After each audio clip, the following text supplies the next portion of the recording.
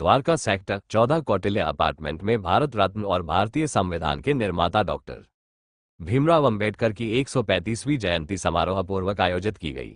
इस अवसर पर मुख्य अतिथि के रूप में देश के सुप्रसिद्ध सिविल सेवा गुरु joint font of RWA of Dwarka के अध्यक्ष तथा भाजपा कार्यकर्ता एवं स्वयंसेवक श्री D.P. वाजपेयी ने भाग लिया और नई पीढ़ी को उनके आदर्शों को जीवन में आत्मसात करते हुए पूरे मनोयोग से शिक्षा प्राप्त कर संगठित होते हुए संघर्ष कर राष्ट्र को परम वैभव में ले जाने में अपना अपना योगदान देने का आग्रह किया।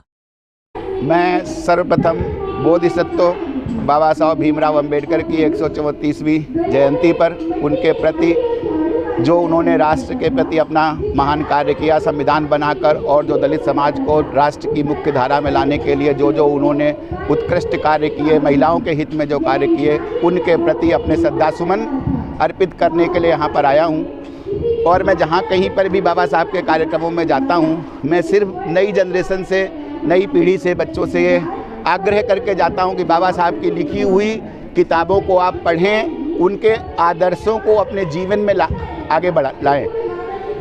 बाबा साहब के 3 मुख्य सूत्र थे जीवन में समाज को आगे बढ़ाने के लिए। शिक्षित बनो, बिना शिक्षा के कोई उत्थान संभव नहीं है। आपने अगर कोई चीज़ जीवन में अचीव की है तो सिर्फ शिक्षा के द्वारा ही अचीव की है। अगर बाबा साहब महान बने, उस ज़माने में, आज जब डिस्क्रिमिनेशन बचा हुआ है तो उस ज़माने में कितना भेदभाव रहा होगा, उसके बाद भी बाबा साहब महान बने, हम सबके युग पुरुष हैं, प्रेरणा स्रोत हैं, तो कैसे वो प्रेरणा स्रोत बने? शिक्षा के बल पर।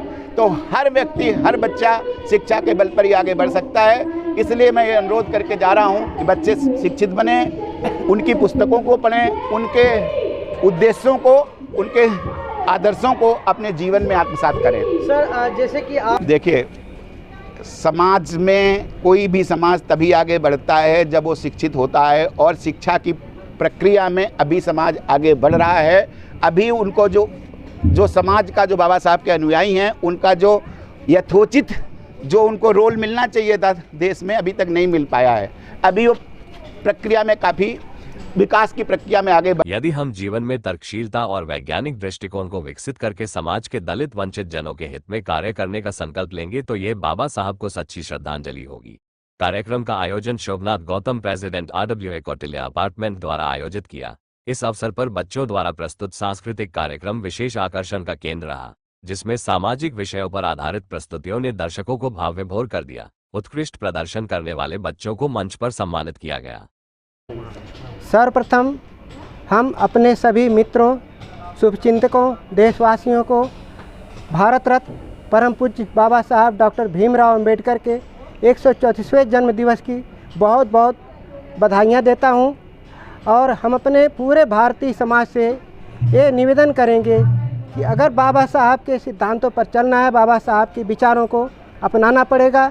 हमें फ़ोटो लगाने से काम नहीं चलेगा, हमें जयंती मनाने से काम नहीं चलेगा।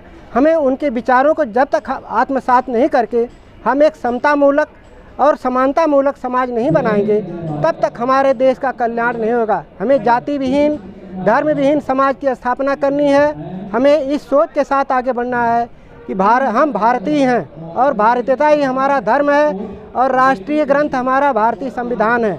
हमें इसी सोच को आगे बढ़ाना है।